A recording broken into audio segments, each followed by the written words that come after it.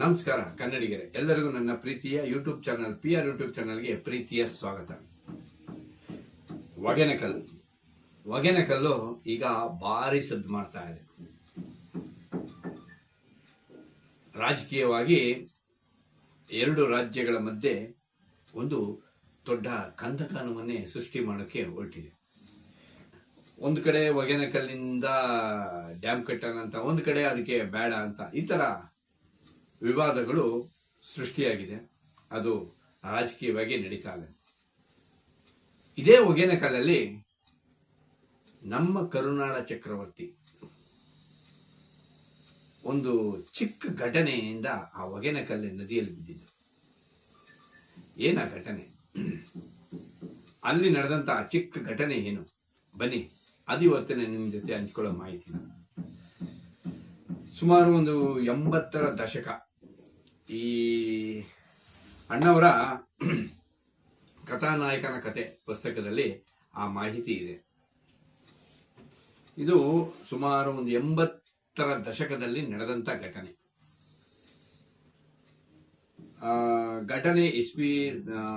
ಇಸ್ವಿಯನ್ನು ಮತ್ತು ಯಾವ ಚಿತ್ರದ ಚಿತ್ರೀಕರಣ ಅಂತಲೂ ಸಹ ಇದರಲ್ಲಿ ಹಾಕಿಲ್ಲ. ಆದರೆ ಒಂದು ಚಿತ್ರದ ಚಿತ್ರೀಕರಣದ ಸಮಯದಲ್ಲಿ ಒಗೆನಕಲ್ಲಿಗೆ ಇಡೀ ಚಿತ್ರತಂಡ ಹೋಗಿರುತ್ತೆ. ಅಣ್ಣವರ ಒಂದು ಚಿತ್ರದ ಚಿತ್ರೀಕರಣ ಒಗೆನಕಲ್ಲಲ್ಲಿ ಅಣ್ಣವರು, ಅಮ್ಮವರು ಮತ್ತೆ ಚಿತ್ರತಂಡ ಸಂಪೂರ್ಣ ತಂಡ ಅಲ್ಲಿಗೆ ಹೋಗಿರುತ್ತೆ. ಒಗೆನಕಲ್ನ ಆ ನದಿಯ ಪಕ್ಕದಲ್ಲಿ ಒಂದು ಚೂರು, ಅಲ್ಲಿಂದ ಒಂದು 300 ಮೀಟರ್ 400 ಮೀಟರ್ ದೂರದಲ್ಲಿ ಶೂಟಿಂಗ್ಗೆ ಜಾಗ ಗುರುತು ಮಾಡ್ಕೊಂಡಿರ್ತಾರೆ. ಅಲ್ಲಿ ಶೂಟಿಂಗ್ ಹೋಗಿರ್ತಾರೆ. ಒಗೆನಕಲ್ಲು ಶೂಟಿಂಗ್ ಅಂದ ತಕ್ಷಣ ಶಿವಣ್ಣವ್ರಿಗೂ ತುಂಬಾ ಖುಷಿ ಆಗ್ಬಿಡುತ್ತೆ. ಇಲ್ಲ, ನಾನು ಹೋಗ್ಲೇಬೇಕು, ನೋಡೋಣ ಅಂತ ಹೇಳ್ಬಿಟ್ಟು ಅವರು ಇನ್ನೂ ಚಿತ್ರರಂಗಕ್ಕೆ ಬರೋಕ ಮೊದಲೇ ಶಿವಣ್ಣ ಏನ್ ಮಾಡ್ತಾರೆ, ಅಣ್ಣವರ ತಂಗಿ ಮಗ ರಾಮು, ಶಾರದಮ್ಮನವರ ಮಗ ರಾಮು ಮತ್ತು ಶಿವಣ್ಣ ಆ ಒಗೆನಕಲ್ಲಿಗೆ ಹೋಗ್ತಾರೆ ಶೂಟಿಂಗ್ ನೋಡೋಣ ಅಂತ. ಶೂಟಿಂಗ್ ನೋಡೋಣ ಅಂತ ಹೋದಾಗ ಅಲ್ಲಿ ಅವರು ಶೂಟಿಂಗ್ ನ ನೋಡ್ತಾರೆ. ಈ ಒಂದು ನದಿಗಿಂತ ಒಂಚೂರು ಸ್ವಲ್ಪ ದೂರದಲ್ಲಿ ಶೂಟಿಂಗ್ ನಡೀತಾ ಇರೋದನ್ನ ಅಲ್ಲಿ ಹೋಗ್ತಾರೆ. ಅಲ್ಲಿ ಅಪ್ಪಾಜಿನ ಮತ್ತೆ ಅಮ್ಮನ್ನ ಮಾತಾಡ್ತಾರೆ. ಅಲ್ಲೇ ಕೂತಿರ್ತಾರೆ. ಸ್ವಲ್ಪ ಹೊತ್ತು ಶೂಟಿಂಗ್ ನ ನೋಡ್ತಾ ಇರ್ತಾರೆ. ಅವರೆಲ್ಲ ಶೂಟಿಂಗ್ ನಲ್ಲಿ ಬ್ಯುಸಿ ಆಗ್ತಾರೆ. ಇವರು ಸುಮ್ಮನೆ ಕೂತಿ ಏನ್ ಮಾಡೋದು, ನಾವು ಶೂಟಿಂಗ್ ಎಷ್ಟು ಅಂತ ನೋಡೋದು ಅಂದ್ಬಿಟ್ಟು ಈ ಕಡೆ ನದಿ ಕಡೆ ಬರ್ತಾರೆ. ನದಿ ಕಡೆ ಬಂದಾಗ ನದಿನೆಲ್ಲ ನೋಡ್ತಾ ಇರ್ತಾರೆ.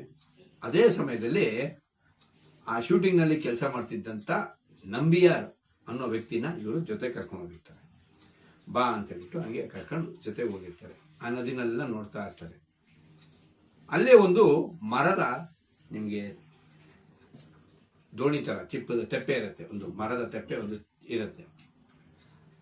ಶಿವಣ್ಣಂಗೆ ಇದರ ಹತ್ಕೊಂಡು ಸ್ವಲ್ಪ ದೂರ ಒಂದು ರೌಂಡ್ ಹುಡ್ಕೊಂಬರೋಣ ನದಿನ, ಸುಮ್ಮನೆ ಹಿಂಗೆ ಸುತ್ತಾಡ್ಕೊಂಬರೋಣ ಅಂತ ಹೇಳ್ಬಿಟ್ಟು ಅನ್ಕೊಂಡು ಆ ಶಾರದಮ್ಮನವ್ರ ಮಗ ರಾಮು ಅವರು ಮತ್ತೆ ಶಿವಣ್ಣ ಅವರು ಹಾಗೂ ಈ ನಂಬಿಯಾರ್ 3 ಜನ ಅದ್ರಲ್ಲಿ ಕೂತ್ಕೊಂಡು ಸ್ವಲ್ಪ ದೂರಿಗೆ ಹೋಗ್ತಾ ಇರ್ತಾರೆ.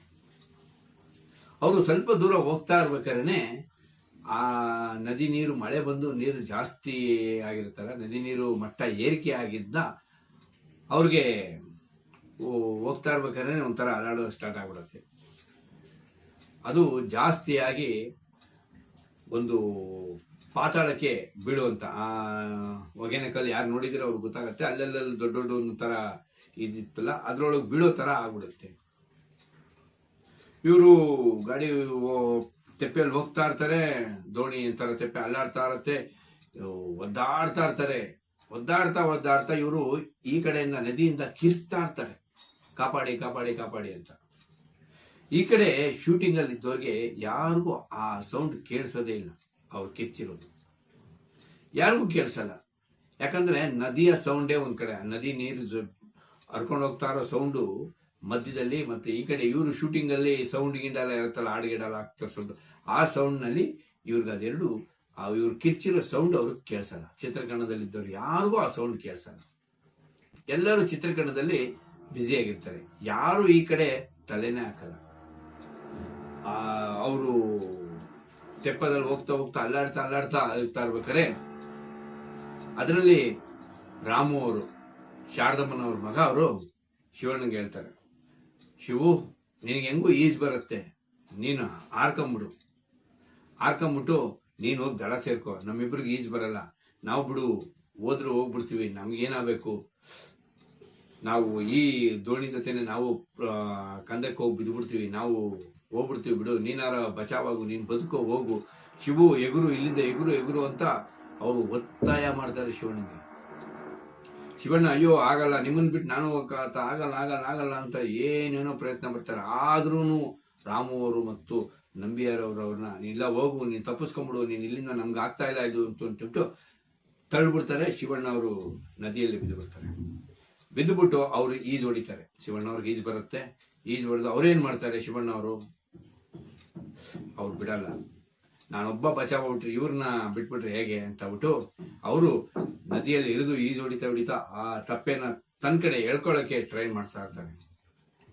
ಅಂದ್ರೆ ದಡದ ಕಡೆ ಎಳಕ್ಕೆ ಆ ತಪ್ಪೆನ ಹಿಡಿದು ಎಳಿತಾ ಇರ್ತಾರೆ ಅವ್ರು ಈ ಕಡೆಗೆ. ಅದನ್ನ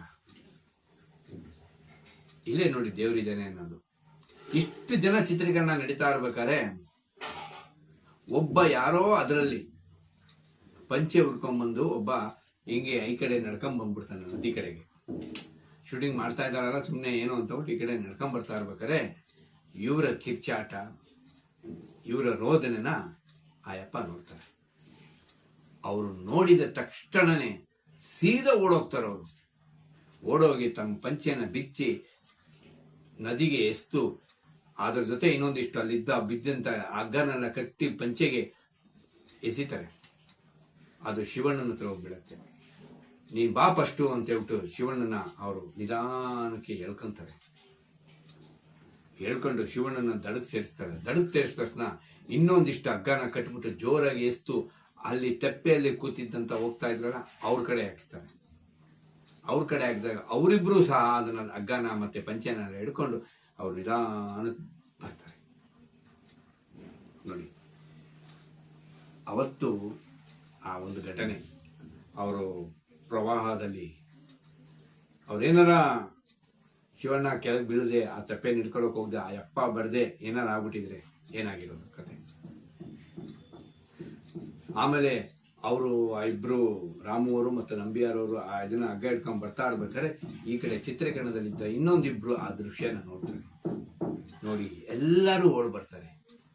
ಎಲ್ಲರೂ ಓಡ್ ಬಂದು ಆ ಇದನ್ನ ಇವ್ರನ್ನ ಮಿಕ್ಕಿದವರಿಬ್ಬರನ್ನು ಮತ್ತೆ ಶಿವಣ್ಣನೆಲ್ಲ ಈ ಕಡೆ ಕರ್ಕೊಂಡ್ಬರ್ತಾರೆ. ಅಣ್ಣವರು ಈ ಕಡೆ ಶೂಟಿಂಗ್ ಮಾಡ್ತಿದ್ದವರಲ್ಲ ಏನೋ ಅಲ್ಲಿ ಸದ್ದು ಗಲಾಟೆ ಅನ್ಕೊಂಡು ಅಣ್ಣವರು ಯಾರ್ದೋ ಏನೋ ಇರ್ಬೋದು ಅಂತ ಸುಮ್ಮನೆ ಇರ್ತಾರೆ. ಅಣ್ಣವ್ರಿಗೆ ವಿಷಯನೇ ಗೊತ್ತಿರಲ್ಲ. ಅವರು ನೋಡ್ತಾ ಹಾಗೆ ಏನೋ ಗಲಾಟೆ ಇದೆ ಏನೋ ಅಂದ್ಬಿಟ್ಟು ಸೈಲೆಂಟಾಗಿ ಅಲ್ಲೇ ಇದ್ಬಿಟ್ಟು ಆಮೇಲೆ ಚಿತ್ರೀಕರಣ ಮುಗಿತಾ ಅನ್ನೋದಾಗ ಇನ್ನೂ ಜೋರು ಅಲ್ಲಿ ಎಲ್ಲ ಇದಾಗ್ತಾ ಇರುತ್ತಲ್ಲ, ಅವರೆಲ್ಲ ಕರ್ಕೊಂಡ್ ಬರ್ತಾ ಇರ್ತಾರೆ. ಏನಾಯ್ತು ಅಂತ ನಿಧಾನಕ್ಕೆ ವಾಪಸ್ ಬರ್ತಾರೆ. ಹಂಗೆ ಅಣ್ಣವ್ರು ಏನಾಯ್ತು ಅಲ್ಲಿ ಏನಾಯ್ತು ಅಂತ ಚಿತ್ರೀಕರಣ ಸ್ಟಾಪ್ ಮಾಡಿ ಅಮ್ಮವರು ಮತ್ತು ಅಣ್ಣವರಿಬ್ರು ಬರ್ತಾರೆ. ಇವ್ರನ್ನ ಕರ್ಕೊಂಡ್ ಬರ್ತಾ ಇರ್ತಾರೆ. ಶಿವಣ್ಣನ ಮತ್ತೆ ನಂಬಿಯಾರನ್ನ ಮತ್ತೆ ರಾಮು ಅವ್ರನ್ನ ಕರ್ಕೊಂಡ್ ಬರ್ತಾ ಇರ್ತಾರೆ. ನೋಡ್ತಾರೆ ಏನಾಯ್ತು ಅಂತೆಲ್ಲ ಕೇಳಿದಾಗ ಆಗ ನಡೆದ ಘಟನೆನ ಹೇಳ್ತಾರೆ. ಅಣ್ಣವ್ರಿಗೆ 2 ನಿಮಿಷ ಏನಾಯ್ತು, ಏನಿದು ಕತೆ ಅಂತ ಏನೂ ಗೊತ್ತಾಗಲ್ಲ. ಒಂಥರ ಮೌನ ಆಚರಣೆ, ನಿಂತಲ್ಲಿ ನಿಲ್ಲಕ್ಕಾಗ್ತಾ ಇಲ್ಲ, ಕೂತಲ್ಲಿ ಕೂರಕ್ಕಾಗ್ತಾ ಇಲ್ಲ, ಆ ತರ ಪರಿಸ್ಥಿತಿ ಅಣ್ಣವ್ರಿಗೆ ಆಗುತ್ತೆ.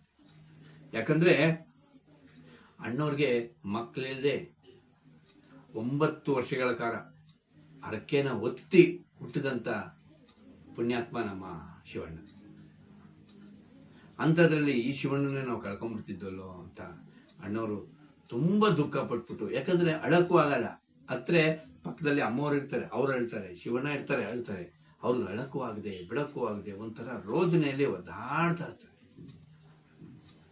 ಅವತ್ತು ಅವ್ರಿಗೆ ಯಾರಿಗೂ ಶೂಟಿಂಗ್ ಮಾಡಕ್ ಮನ್ಸಿರಲ್ಲ. ಎಲ್ಲ ಇದೇ ಯೋಚನೆಯಲ್ಲಿ ಬರ್ತಾರೆ. ಏನಾಯ್ತು ಇದು, ಏನಿದು ಕತೆ ಎಲ್ಲ ದೇವ್ರನ್ನ ಬೇಡ್ಕೊಂತಾರೆ. ದೇವ್ರೆ ನೀನೇ ಕಾಪಾಡದೆ ಅಂತ ಹೇಳ್ಬಿಟ್ಟು ಎಲ್ಲ ನಂತರ ವಾಪಸ್ಸು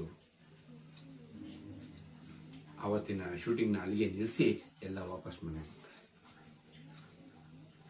ಮನೆಗೆ ಬಂದಾಗ ರಾತ್ರಿ ಅಂದ್ರೆ ಮನೆಗಂದ್ರೆ ಬೆಂಗಳೂರು ಮನೆಗಲ್ಲ, ಅಲ್ಲೇ ಒಂದು ಅವರು ಗೆಸ್ಟ್ ವರ್ಕ್ ತರ ಮಾಡ್ಕೊಂಡಿರ್ತಾರೆ ಶೂಟಿಂಗ್ಗೋಸ್ಕರ. ಮಾರನೇ ದಿನ ಶೂಟಿಂಗ್ ಮಾಡ್ಬೇಕಲ್ಲ. ಮತ್ತೆ ಅಲ್ಲಿ ಬಂದಾಗ ಅವ್ರಿಗೆಲ್ಲ ರಾತ್ರಿ ಊಟ ಹಾಕ್ಬೇಕಾದ್ರೂ ಅಣ್ಣವ್ರಿಗೆ ಮನಸ್ಸಿಲ್ಲ ಊಟ ಮಾಡೋಕ್ಕೂ. ಏನಿದು, ಏನು ಕತೆ ಇದು, ಏನು ಹಿಂಗಾಗೋಯ್ತಲ್ಲ ಅಂತ ಅಣ್ಣವ್ರಿಗೊಂಥರ ದುಃಖ ಆಗ್ತಾ ಇಲ್ಲ ಅವ್ರ ಕೈಯಲ್ಲಿ ತಡ್ಕೊಳಕ್ಕೆ. ರಾತ್ರಿ ಏನೋ ಮಾಡಿ ಅಣ್ಣವರು ಇವ್ರು ಒತ್ತಾಯಕ್ಕೆ ಮಾಡಿ ಊಟ ಮಾಡ್ತಾರೆ. ಊಟ ಮಾಡಿ ರಾತ್ರಿ ಮಲಗಿದ್ರು ಅವ್ರಿಗೆ ನಿದ್ದೆ ಬರಲ್ಲ. ಒಂದು ಕ್ಷಣ ಏನಾರ ಯಾಮಾರ್ಬಿಟ್ಟಿದ್ರೆ ನಾವು ಏನಾಗ್ಬಿಡ್ತಿದ್ದೋ ಇವತ್ತು, ಶಿವಣ್ಣ ನಮ್ಮಿಂದ ಹೋಗ್ಬಿಡ್ತಿದ್ನಲ್ಲಪ್ಪ ಅಂತ ಅವರು ಸಿಕ್ಕಾಪಟ್ಟೆ ದುಃಖ ಪಟ್ಬಿಟ್ರು. ರಾತ್ರಿ ಎಲ್ಲ ನಿದ್ದೆ ಮಾಡಲ್ಲ. ಬೆಳಗಿನ ಜಾವ ಅವರು ದಿನನಿತ್ಯದ ವ್ಯಾಯಾಮನೂ ಸಹ ಯೋಗನೂ ಸಹ ಅವ್ರು ಮಾಡಲ್ಲ. ಯಾವುದು ಮಾಡದೆ ಅಣ್ಣವರು ಒಂಥರ ಮೌನವಾಗಿದ್ದು ಬಿಡ್ತಾರೆ. ಇದನ್ನ ಮೌನವಾಗಿರೋದನ್ನ ನೋಡಿ ಶಿವಣ್ಣಗೆ ಒಂಥರ ಬೇಜಾರಾಗ್ಬಿಡುತ್ತೆ. ಏನಪ್ಪ ನನ್ನಿಂದ ಏನಾದ್ರು ತಪ್ಪಾಗೋಯ್ತಲ್ಲ ಅಂತ. ಶಿವಣ್ಣ ಹೋಗಿ ಅಮ್ಮವ್ರ ಹತ್ರ ಹೇಳ್ತಾರೆ, ಅಮ್ಮ ನಾನು ಏನೋ ಒಂದು ಇದಕ್ಕೆ ಅಲ್ಲಿ ಓದೋ ಹಿಂಗಾಗೋಯ್ತು, ಅಪ್ಪಾಜಿ ನಮ್ಮ ಮೇಲೆ ತುಂಬಾ ಬೇಜಾರು ಮಾಡ್ಕೊಂಡ್ಬಿಟ್ಟವ್ರೆ ಅಂತ ಆಗ್ಬಿಟ್ಟು ಹೇಳಿದಾಗ, ನಾ ಮಾತಾಡ್ತೀನಿ ಅಂದ್ಬಿಟ್ಟು ಅಮ್ಮವ್ರು ಹೋಗಿ ಅಣ್ಣವ್ರಿಗೆ ಹೇಳ್ತಾರೆ, ಯಾಕೆ ಏನಾಯ್ತು, ಒಳ್ಳೇದಾಯ್ತಲ್ಲ, ಏನು ಕೆಟ್ಟದ್ದಾಗಿಲ್ವಲ್ಲ, ಬಿಟ್ಬಿಡಿ, ಯಾಕೆ ಅದನ್ನೇ ಯೋಚನೆ ಮಾಡ್ತಾ ಇರ್ತೀರ ಅಂದಾಗ ಅಣ್ಣವ್ರು ಒಂಥರ ಆಗುತ್ತೆ. ಆಮೇಲೆ ಅಮ್ಮವ್ರು ಹೇಳ್ತಾರೆ, ನೀವು ಶಿವಣ್ಣನ ಮೇಲೆ ಬೇಜಾರು ಮಾಡ್ಕೊಂಡ್ಬಿಟ್ಟಿದ್ದೀರಾ, ಕೋಪ ಮಾಡ್ಕೊಂಡ್ಬಿಟ್ಟಿದ್ದೀರಾ ಅಂತ ಕೇಳ್ತಾರೆ. ಅವಾಗ ಅಣ್ಣವ್ರು ಇಲ್ಲ ಅದೆಲ್ಲ ಏನಿಲ್ಲ ಅಂತ ಹೇಳ್ಬಿಟ್ಟು ಸೈಲೆಂಟ್ ಆಗ್ತಾರೆ. ಆಮೇಲೆ ಶಿವಣ್ಣನ ಕರೆದು, ನಾನು ಯಾಕಪ್ಪ ನಿನ್ನ ಮೇಲೆ ಬೇಜಾರು ಮಾಡ್ಕೊಂಡಿದ್ದೆ, ನಮ್ಮ ಮನೆಗೆ ಒಂದು 9 ವರ್ಷಗಳ ನಂತರ ಹುಟ್ಟಿದಂಥ ಮಗು ನೀನು, ನಿನ್ನ ನಾನು ಯಾಕಪ್ಪ ಬೇಜಾರು ಕೋಪ ಮಾಡ್ಕೊಳ್ಳಿ, ಏನೋ ಒಂದು ಕಹಿ ಘಟನೆ ನಡೆದ್ಬಿಡ್ತು, ಅದರಿಂದ ಮನ್ಸಿಗೆ ತುಂಬಾ ಬೇಜಾರಾಗೋಯ್ತು, ಇನ್ಮೇಲೆ ಆ ಥರ ಎಲ್ಲ ಆಗೋದು ಬೇಡಪ್ಪ, ಆ ಥರ ಎಲ್ಲ ಹೋಗ್ಬೇಕಾದ್ರೆ ಒಂದು ಏನು ಅದಕ್ಕೆ ಸಿದ್ಧತೆ ಬೇಕೋ ಅದನ್ನ ಸಿದ್ಧತೆ ಮಾಡ್ಕೊಂಡು ಹೋಗಿ, ಆ ಥರ ಸುಮ್ಮನೆ ಅಲ್ಲ ಹೋಗ್ಬೇಡಿ ಅಂತ ಹೇಳ್ಬಿಟ್ಟು ಅಣ್ಣವರು ಶಿವನಿಗೆ ಹೇಳ್ತಾರೆ. ಅಣ್ಣವ್ರು ಹೇಳ್ತಾರೆ ಶಿವನಿಗೆ, ಇದೆಲ್ಲ ನಿಮ್ಮ ತಾತನ ಆಶೀರ್ವಾದಪ್ಪ, ನಿಮ್ಮ ತಾತನ ಆಶೀರ್ವಾದದಿಂದ ನೀವೆಲ್ಲ ಬದುಕಿದ್ದೀರಾ, ಇನ್ಮೇಲೆ ದಯವಿಟ್ಟು ನೀರಿಗೆ ಇಳಿಬೇಕಾದ್ರೆ ಎಚ್ಚರಿಕೆಯಾಗಿ ಇಳೀರಿ ಅಂತ ಹೇಳ್ಬಿಟ್ಟು ಅಣ್ಣವರು ಅವ್ರಿಗೆ ಹೇಳ್ತಾರೆ. ನೋಡಿದ್ರ ಕನ್ನಡಿಗರೇ, ಒಂದು ಚಿಕ್ಕ ಘಟನೆ ಯಾವ ತರ ಸೃಷ್ಟಿ ಮಾಡ್ತು. ನಮ್ಮ ಶಿವಣ್ಣ ಮೃತ್ಯುಂಜಯ ಆಗ ಹೊಗೆನಕಲ್ಲಲ್ಲೂ ಅವರು ಜೈಶಲ್ಯರಿಗೆ ಬಂದರು. ಈಗ ಮೊನ್ನೆನೂ ಅವರು ಒಂದು ಚಿಕ್ಕ ಒಂದು ಆಪರೇಷನ್ ಅಮೆರಿಕದಲ್ಲಿ ಮಾಡ್ಕೊಂಡು ವಾಪಸ್ ಬಂದರು. ಅವ್ರಿಗೆ ಆ ಶಿವನ ಆಶೀರ್ವಾದ ಸಂಪೂರ್ಣವಾಗಿದೆ ಅನ್ನೋದಕ್ಕೆ ಇದೊಂದು ಸಾಕ್ಷಿ.